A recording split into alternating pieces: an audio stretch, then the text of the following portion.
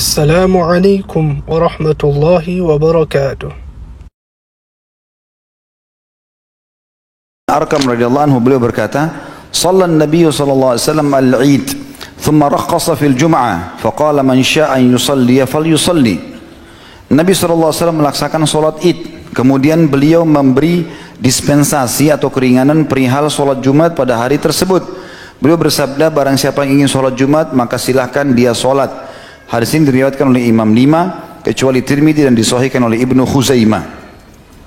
Ahmad meriwayatkan nomor 372, Abu Daud 281, An-Nasai nomor 194, Ibnu Majah 415, Ibnu Khuzaimah 359. Terjemahannya, Nabi SAW melaksanakan sholat Id, artinya di hari yang pas sholat Idul Fitri atau Idul Adha.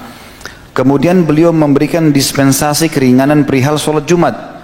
Pernah sekali beliau sholat Id pas hari Jumat. Selesai khutbah Jumat, selesai khutbah Idul Fitri, beliau memberikan keringanan untuk sholat Jumatnya. Dengan pilihan, beliau bersabda, barang siapa yang mau Jumat, silahkan. Siapa yang tidak mau Jumat, maka dia sholat duhur. Hadis ini tentu hadis sahih diriwayatkan oleh tadi ahli sunan. Dan hadis ini memberikan pelajaran kepada kita bahwasanya kalau bertepatan hari Idul Adha atau Idul Fitri di hari Jumat, maka sholat Jumatnya dan khutbahnya menjadi sunnah, bukan lagi wajib.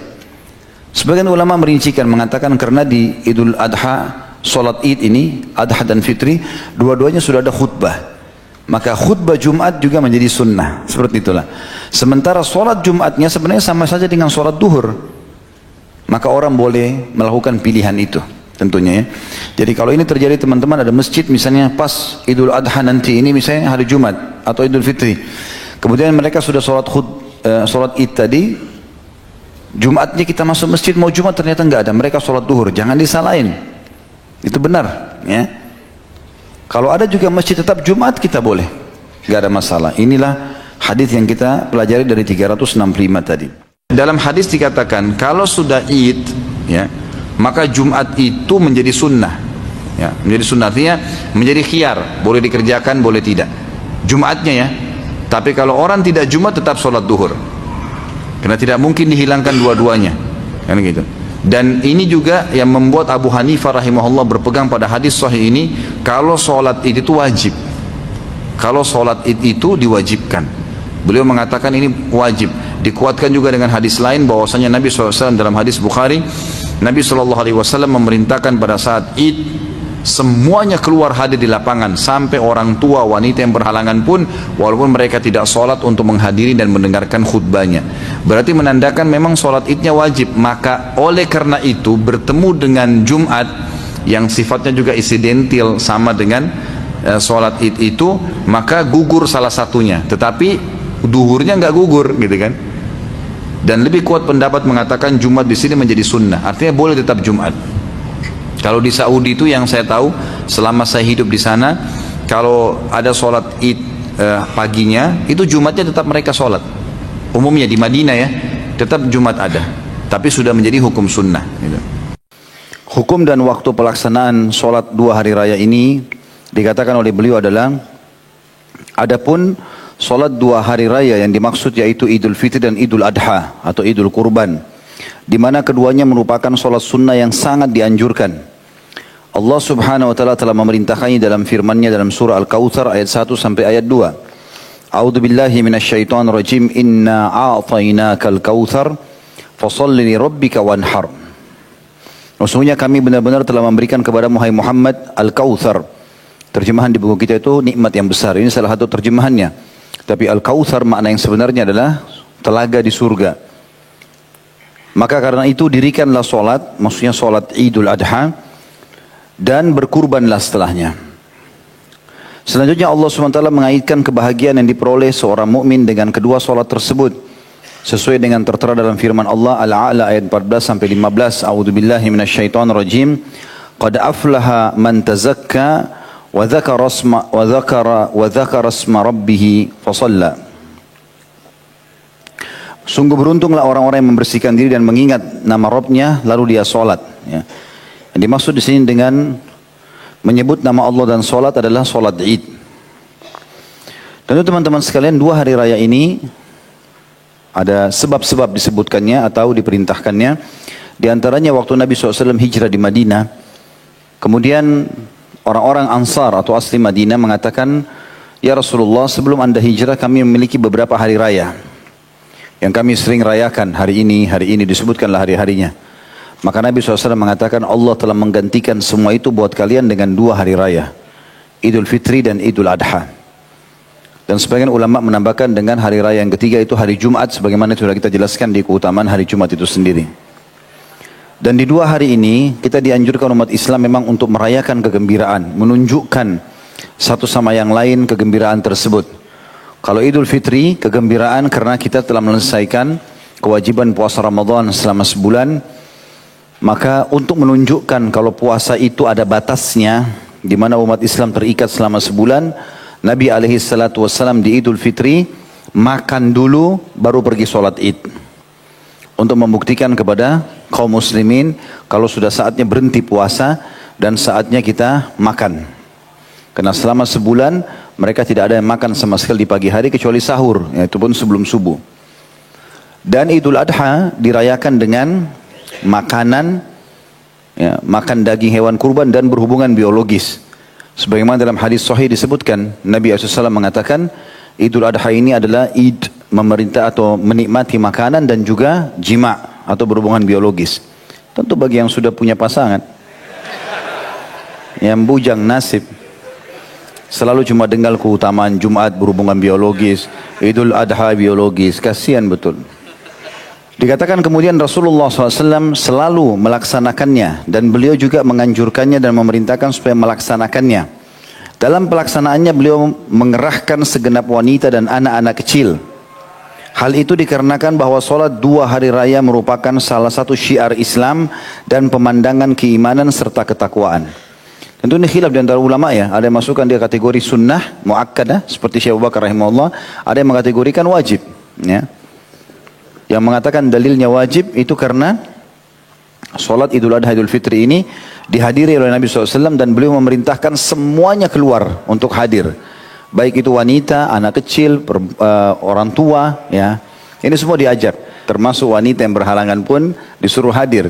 Kalau mereka berhalangan, tidak bisa ikut sholat, mereka minimal dengarkan khutbahnya. Karena sholat ini satu rangkaian antara khutbah dengan sholat, ya. Tentu sholat dulu baru khutbah.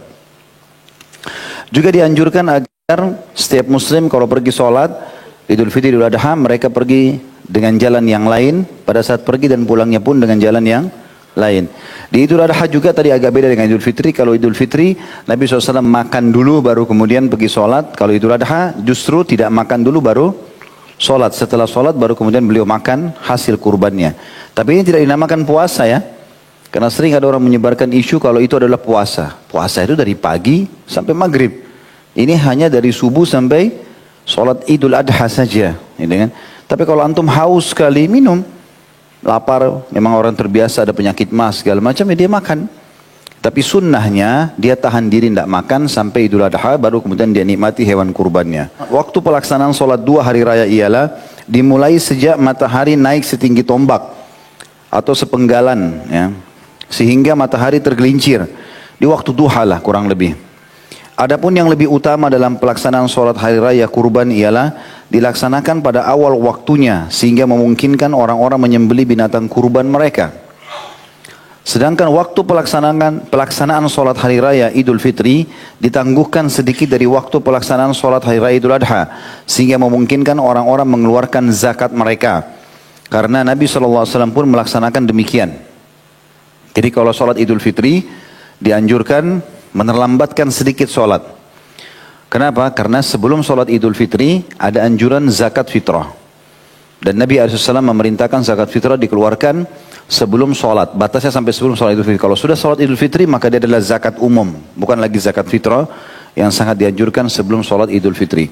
Kalau Idul Adha dianjurkan percepat sholatnya. Begitu masuk waktu duha terbit sedikit matahari sudah sholat. Agar orang segera mengerjakan kurbannya atau menyembelih hewan kurbannya. Berdasarkan dalil Jundab radhiyallahu anhu berkata, karena Nabi SAW yusalli binal fitra wasyamsu ala qaidi rumhin wal adha ala qaidi ramhin. Nabi SAW biasa sholat hari raya Idul Fitri bersama kami saat matahari telah naik kira-kira 2 tombak. Dan melakukan sholat hari raya kurban saat matahari naik kira-kira 1 tombak.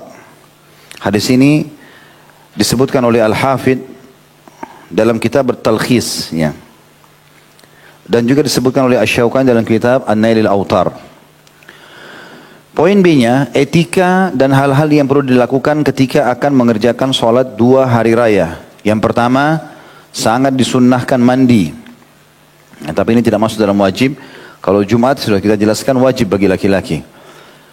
Memakai wangi-wangian atau minyak wangi dan mengenakan pakaian yang bagus.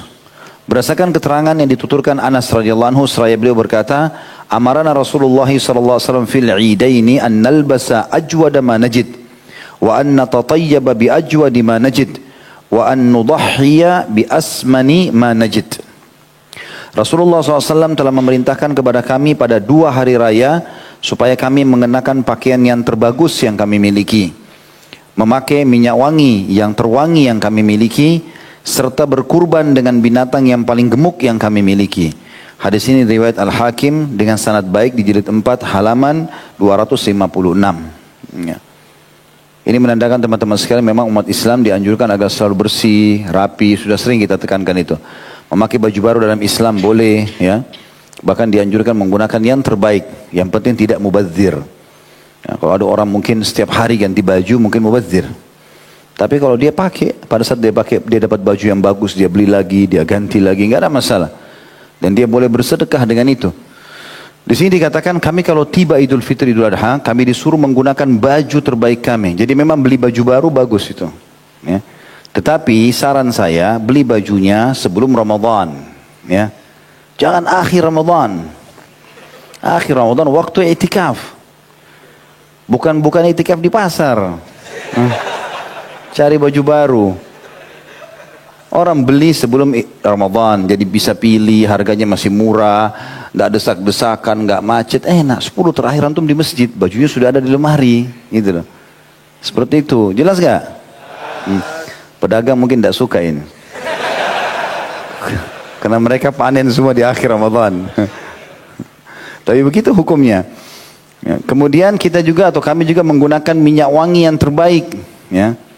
Jadi suruh pilih minyak wangi yang terbaik, wangi-wangian selalu wangi. Orang kalau dekat merasa nyaman, ya. Baik bau badan, bau pakaian, selalu semprot minyak wangi, ya nyaman. Nabi SAW sangat gemar. Sampai-sampai sebagian sahabat menggambarkan seringkali minyak wangi netes dari rambut Nabi SAW. Karena suka dengan itu. Dan itu Idul Fitri, Idul Adha, simbolnya. Dalam semua kehidupan juga kita pakai begitu. Dan juga kami berkurban dengan hewan terbaik atau termahal. Bi asman itu maksudnya yang paling mahal. Ya. Bisa juga berarti yang paling gemuk, yang paling bagus. Para sahabat itu kalau mau Idul Adha, mereka beli dombanya 6 bulan sebelumnya. Lalu mereka sengaja digemukkan, baru kemudian pas tiba Idul Adha mereka sembelih untuk memberikan yang terbaik kepada Allah Subhanahu wa taala, ya. Baik, dalam hadis yang lain dijelaskan wa kana Rasulullah SAW yalbasu burdatan hibra, ya, atau hibara fi kulli id. Rasulullah SAW biasa mengenakan kain burda yang bagus dalam setiap hari raya. Ini disebutkan oleh Imam Syafi'i dengan sanad tidak apa-apa atau bisa diterima labas, ya, dalam kitab Mutaba'at. Jadi artinya Nabi SAW menggunakan burda. Burda itu pakaian yang tebal, ya, yang biasa dipakai untuk acara-acara. Ini juga sekaligus untuk riwayat ini dan ada riwayat-riwayat lain juga seperti riwayat Bukhari. Nabi SAW pernah diberikan mantel untuk musim dingin dan sangat bagus gitu. Jadi jahitannya rapi, modelnya bagus, warnanya bagus sampai sahabat kagum-kagum. Tambah lagi Nabi SAW memang dasarnya tampan lalu pakai itu, semua sahabat kagum melihat kejadian tersebut. Dan ini riwayat-riwayat seperti ini membantah sebagian orang yang menganggap oh kita pakai baju biasa saja. Ya, kita tidak usah berlebihan. Padahal memang tidak boleh berlebihan. Tapi bagi dia kadang-kadang menggunakan baju bagus berlebihan. Enggak, keliru itu. Ya. Padahal dalam syariat dibolehkan. Yang penting tidak mubadzir. Yang kedua, berbuka sebelum dahulu, maksudnya makan sebelum pergi mengerjakan sholat hari raya Idul Fitri, serta makan daging kurban setelah sholat hari raya Idul Adha. Berdasarkan keterangan Buraidah radhiyallahu anhu, karena Nabi SAW la yagdu yaumal fitri hatta yakul, wa la yakul yaumal adha hatta yarji'. fayakulu min udhiyatihi. Nabi SAW tidak berangkat pada hari raya Idul Fitri sehingga beliau makan terlebih dahulu. Dan beliau, dan itu saya sudah jelaskan tadi ya, yang dimaksud dengan makan terlebih dahulu untuk menunjukkan kepada muslimin puasa sudah selesai. Dan beliau tidak makan dahulu pada hari raya Idul Adha sehingga beliau kembali lalu makan daging kurbannya. Hadis ini riwayat Tirmidzi nomor 542. Karena Idul Adha nanti setelah sholat Idul Adha disunnahkan makan sampai hari tasyrik atau 4 hari berturut-turut itu. Kemudian yang ketiga, dianjurkan mengumandangkan takbir pada malam Idul Fitri dan Idul Adha. Tetapi pada hari raya Idul Adha dilanjutkan hingga penghabisan hari tasyrik. 3 hari setelah Idul Adha. Idul Adha tanggal 10 Zulhijjah, tasyrik 11, 12, 13. Adapun pada hari raya Idul Fitri hingga imam datang untuk mengerjakan sholat bersama jamaah. Artinya setelah sholat Idul Fitri tidak ada lagi bertakbir ya. Lafaz takbirnya Allahu Akbar, la ilaha illallah, wallahu akbar, walillahil hamd. Allah Maha Besar, tidak ada Tuhan yang berhak disembah melainkan Allah. Allah Maha Besar, kepunyaan Allah segala puji. Juga dianjurkan mengumandangkan takbir ketika berangkat ke tempat sholat dan setelah sholat wajib pada hari-hari tasyrik yang 3 hari, 11, 12, 13 Zulhijjah, sebagaimana ditegaskan Allah Subhanahu wa taala dalam firman-Nya dalam surah Al-Baqarah 203, A'udzubillahi minasyaitonirrajim, wadhkurullaha fi ayyamin ma'dudat. Al-ayah, dan berzikirlah kepada Allah dalam beberapa hari yang terbilang itu, maksudnya hari tasyrik. Ya, 11, 12, 13. Juga firman Allah SWT dalam surah Al-A'la ayat 15. A'udzubillahi minasyaitonirrajim. Wa dzakara asma rabbih fasalla. Dan dia mengingat nama Rabbnya lalu dia salat. Juga dalam surah Al-Baqarah 185 berbunyi A'udzubillahi minasyaitonirrajim. Litukabbirullaha ala ma hadakum. Dan hendaklah kalian mengagungkan Allah untuk bertakbir atas petunjuknya yang diberikan kepada kalian. Al-Baqarah 185. Kemudian yang keempat, berangkat ke tempat sholat melalui satu jalan dan pulangnya melalui jalan yang lain. Sebagaimana hal tersebut dilakukan oleh Rasulullah SAW. Jabir radhiyallahu anhu berkata, "Kana Nabi SAW idza kana yaumu 'idin khalafat tariq." Kebiasaan Nabi SAW pada hari raya adalah beliau menempuh jalan yang berbeda ketika pergi dan juga pada saat pulang. Hadis ini riwayat Bukhari nomor 986. Ini tentu kata ulama, sebagian ulama hikmahnya adalah supaya kita melihat bagaimana syiarnya Islam. Karena kan seluruh umat Islam pada saat itu lagi keluar. Nah, kita kalau pergi ke masjid, misalnya ke Masjid Al-Ikhlas ini satu jalan. Kalau dia pulang dia cari jalan lain supaya dia melihat suasana umat Islam memang yang memenuhi kota gitu ya.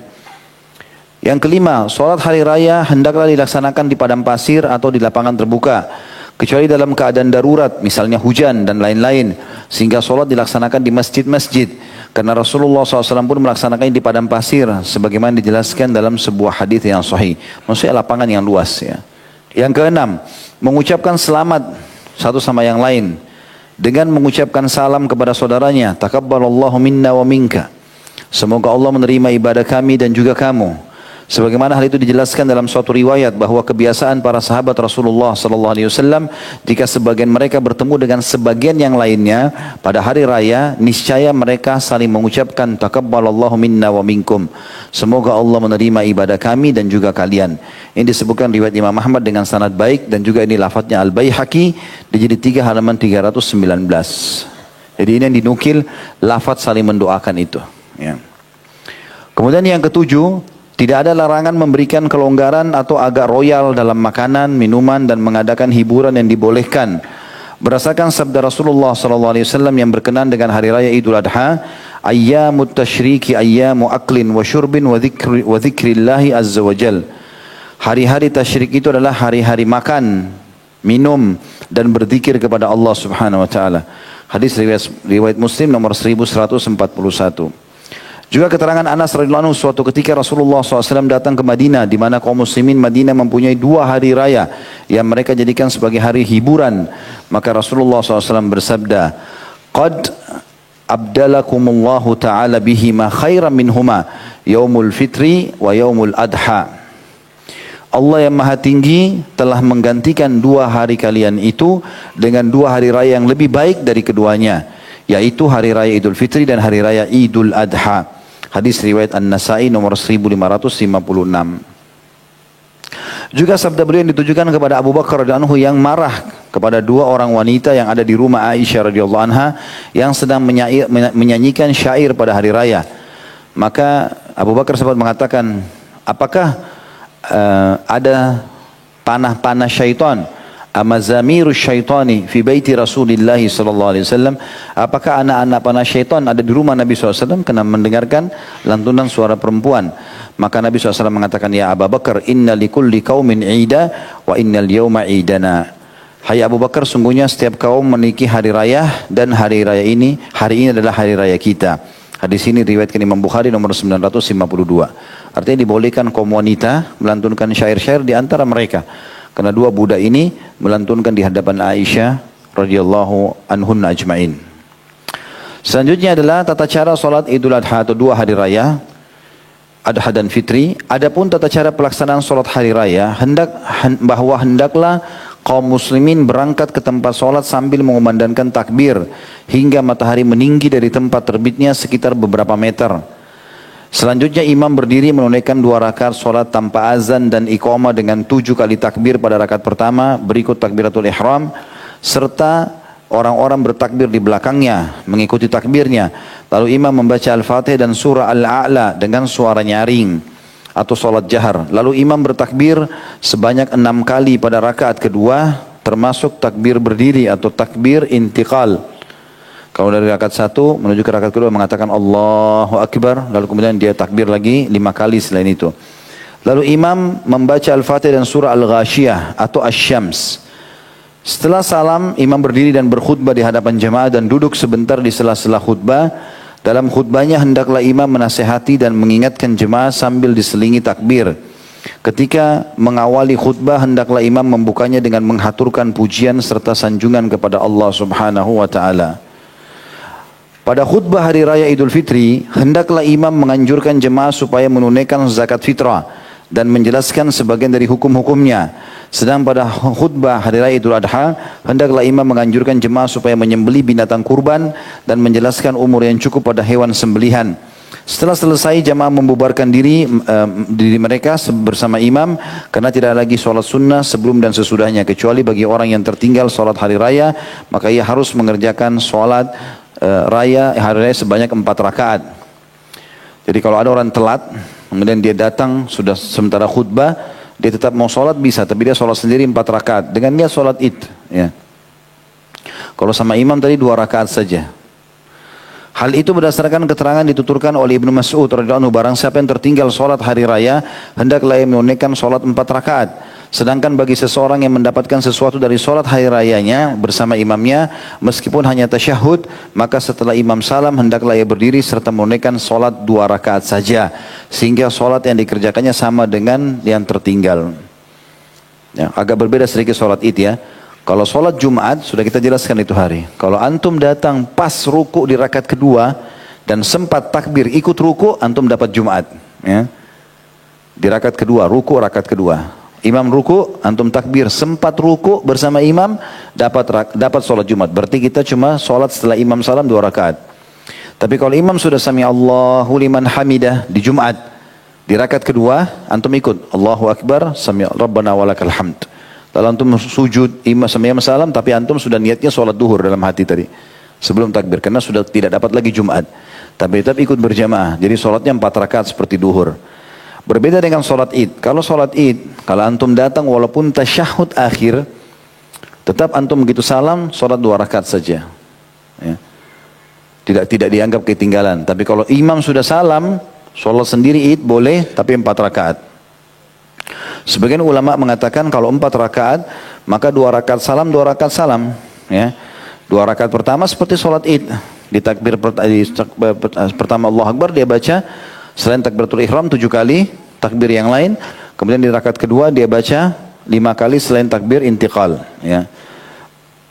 Salam baru dia sholat lagi. Jelas sampai sini? Baik.